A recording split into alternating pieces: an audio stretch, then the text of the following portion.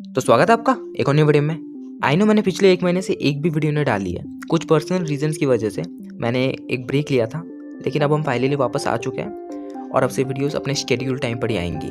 तो चलिए अब वीडियो के टॉपिक के बारे में बात करते हैं, जो कि है ड्रग्स। आखिर ड्रग्स क्या है और सब कुछ इसके बारे में।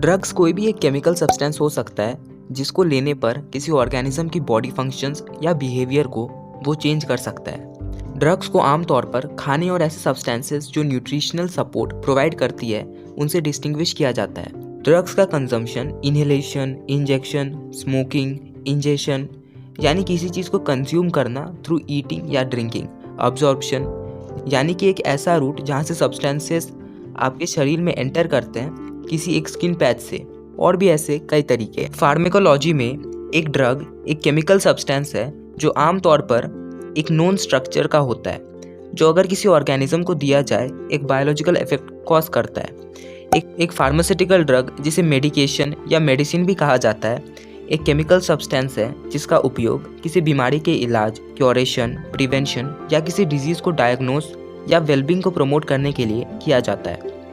ट्रेडिशनली ड्रग्स मेडिसिनल प्लांट से एक्सट्रैक्शन के माध्यम से प्राप्त किया जाता था, लेकिन हाल ही में ऑर्गेनिक सिंथेसिस के माध्यम से भी किया जाता है। फार्मास्यूटिकल ड्रग्स का उपयोग लिमिटेड ड्यूरेशन के लिए या रेगुलर बेसिस से क्रॉनिक डिसऑर्डर्स के लिए हो सकता है। क्रॉनिक डिसऑर्डर्स का मतलब एक लॉन्ग लास्टिंग डिजीज जिसमें आपको लंबे समय तक मेडिकेशंस लेने की ज़रूरत पड़ सकती है। तो चलिए अब एक दूसरे प्रकार के ड्रग के बारे में जानते हैं, जिसे साइकोएक्टिव ड्रग कहा जाता है।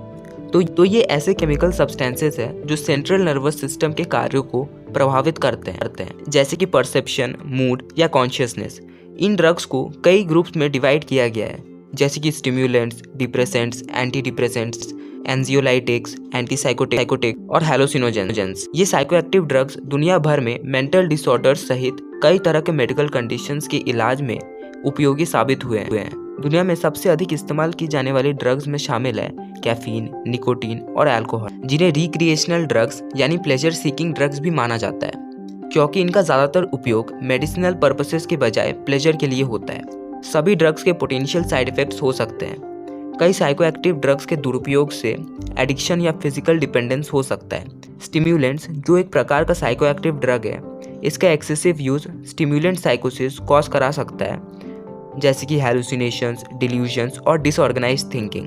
बहुत से रिक्रिएशनल ड्रग्स या प्लेजर सीकिंग ड्रग्स इलीगल है ट्रेडिंग के लिए, और इंटरनेशनल ट्रीटीज जैसे कि सिंगल कन्वेंशन और नार्कोटिक ड्रग्स इनके प्रोहिबिशन के लिए मौजूद है। तो चलिए अब बात करते हैं लोग इलीगल ड्रग्स आखिर यूज ही क्यों करते हैं। कभी कभी लोग फ्रेंड सर्कल के साथ फिट होने के लिए या क्यूरियोसिटी के कारण इन सब चक्करों में पड़ जाते हैं, और बहुत से कारण हो सकते हैं। उनमें से एक ये भी है कि ड्रग्स टेम्परेरी प्लेजर दे देते हैं और उन्हें बेटर फील कराते हैं जब तक उनका नशा नहीं उतर जाता।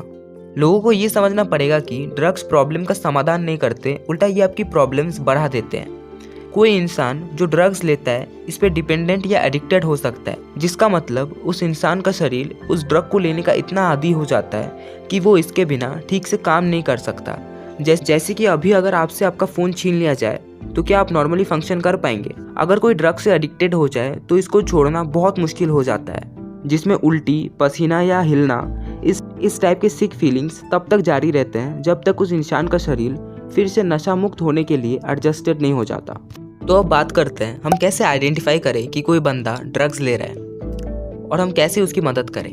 अगर कोई इंसान ड्रग्स यूज़ कर रहा है तो आप उस इंसान के दिखने या काम करने के तरीकों में परिवर्तन देख सकते हैं, लेकिन ये याद रखना ज़रूरी है कि इन चेंजेस का कारण डिप्रेशन या कोई दूसरी समस्या भी हो सकती है।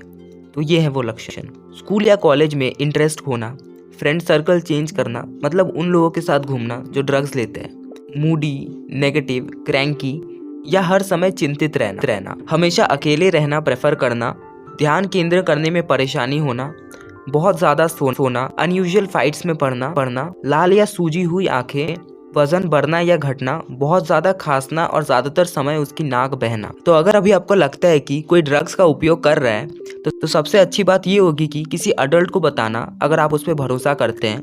ये उसके पेरेंट्स हो सकते हैं या रिश्तेदार, टीचर या उसके स्कूल या कॉलेज के काउंसलर्स। ड्रग्स का उपयोग करना बंद करने के लिए उस इंसान को प्रोफेशनल हेल्प की आवश्यकता हो सकती है। तो बस आज की वीडियो में इतना ही। तो गाइस, मैं तो बस इस वीडियो से यही कंक्लूड करूंगा कि इन सब चक्करों से दूर रहना ये आपकी पूरी ज़िंदगी बर्बाद कर सकते हैं, क्योंकि बहुतों की है, आपको पता भी नहीं चलेगा कब ये आप पर हावी हो जाएंगे। तो अगर आपको ये वीडियो पसंद है या फिर आपको कुछ भी नया सीखने को मिला तो इस चैनल को सब्सक्राइब करके बेल आइकन जरूर हिट कर दें ऐसे मज़ेदार वीडियोस देखते रहने के लिए। तो बस अब मिलते हैं अगले वीडियो में, तब तक के लिए बाय बाय। और हाँ, खुश रहो यार। और अब से वीडियोस अपने निर्धारित समय पर ही आएंगे।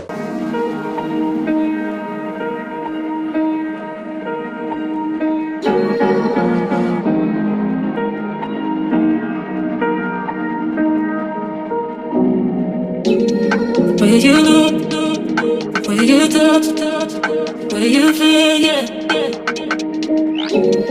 Where you look, where you touch, where you feel, yeah. Yeah, yeah, yeah. Can we talk about me and you?